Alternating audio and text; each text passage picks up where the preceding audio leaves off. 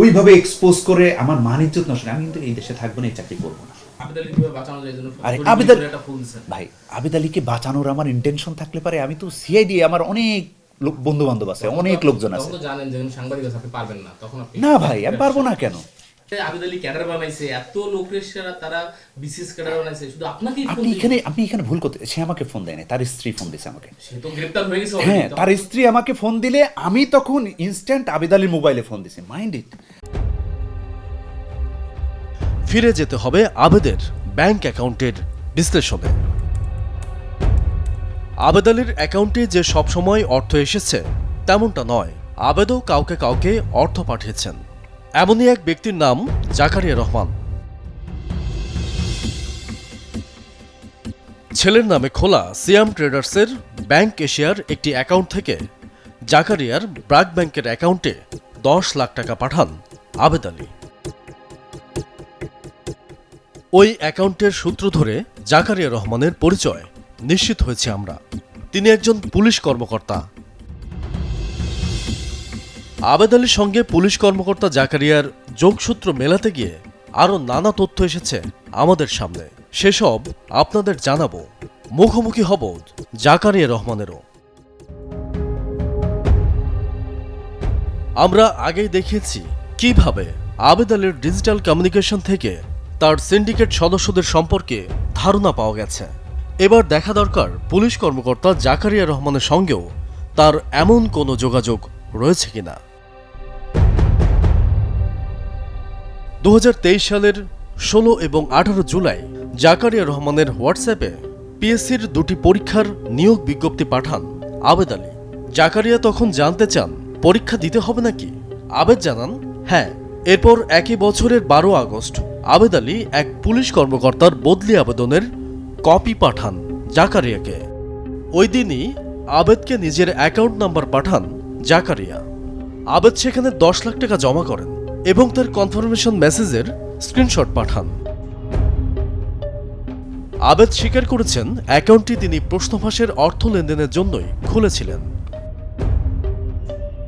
আবেদ ছাড়াও প্রশ্নফাঁস চক্রের আরেক গুরুত্বপূর্ণ হোতা রংপুরের আতিকুল ইসলাম ও তার ভাই মোজাহিদুল ইসলামের সঙ্গেও জাকারিয়ার পারিবারিক ঘনিষ্ঠতার ছাপ পাওয়া গেছে সামাজিক যোগাযোগ মাধ্যমে। সার্চলাইটের রিপোর্টে নাম প্রচারের পর আতিক গা ঢাকা দিলেও ধরা পড়েন মোজাহিদুল। তার জবানবন্দিতে পুলিশ কর্মকর্তা জাকারিয়ার প্রসঙ্গ এসেছে। সেই স্বীকারোক্তিতে মোজাহিদ বলেন তার ভাই আতিক এবং আবেদ আলী মিলে অনেককে বিসিএস ক্যাডার বানিয়েছেন। এসপি জাকারিয়া তাদেরই একজন। পরবর্তীতে প্রশ্নফাঁসের ব্যবসায় জড়িয়ে চক্রটিকে প্রশাসনিক সহায়তাও দিতেন জাকারিয়া। সে সময়ের কল রেকর্ড ও হোয়াটসঅ্যাপে মোজাহিদুলের দাবির সত্যতা মেলে। গত বছরের রেলওয়ে নিয়োগ পরীক্ষার আগে আবেদ আলীকে তৎকালীন ডিবি প্রধান হারুন আর রশিদের সঙ্গে সাক্ষাতের ব্যবস্থাও করে দেন জাকারিয়া। এসব অভিযোগ নিয়ে জাকারিয়া রহমানের বক্তব্য জানতে পুলিশ সদর দপ্তরে টিম সার্চলাইট আনুষ্ঠানিক বক্তব্য না দিলেও অনানুষ্ঠানিক আলোচনায় প্রতিটি অভিযোগেরই ব্যাখ্যা দিলেন তিনি। আমরা প্রশ্নফাঁস নিয়ে ইনভেস্টিগেশন করতেছি, এটা আপনি আগে থেকেই জানেন। রাইট। আপনার কিছু সংশ্লিষ্টতা রয়েছে এখানে, এবং আমরা জানি যে আপনি কততম ক্যাডার?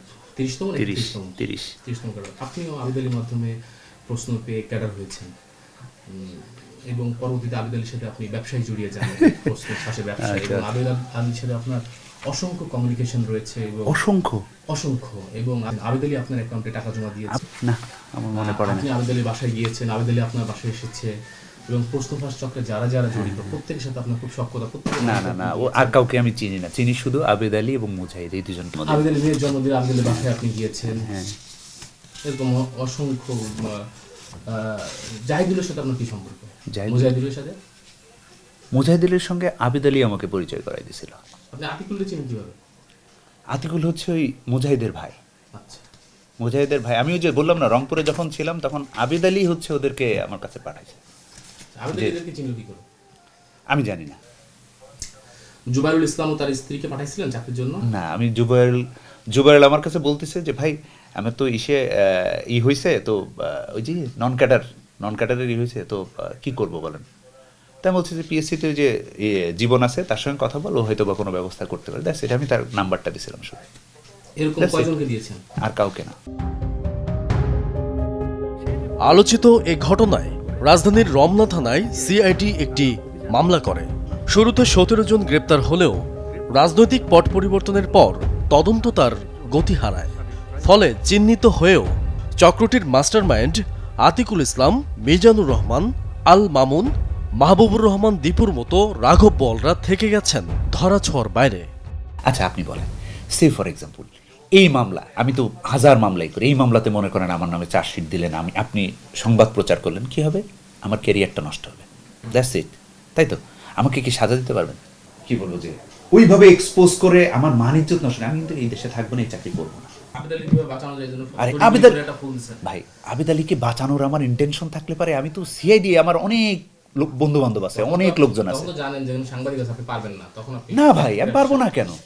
আবেদ আলী ক্যাডার বানাইছে, এত লোকের সেরা তারা বিসিএস ক্যাডার বানাইছে, শুধু আপনাকেই আপনি এখানে ভুল করতে, সে আমাকে ফোন দেয়নি, তার স্ত্রী ফোন দিয়েছে আমাকে। সে তো গ্রেফতার হয়ে গেছে। হ্যাঁ, তার স্ত্রী আমাকে ফোন দিলে আমি তখন ইনস্ট্যান্ট আবেদ আলীর মোবাইলে ফোন দিছি। Mind it.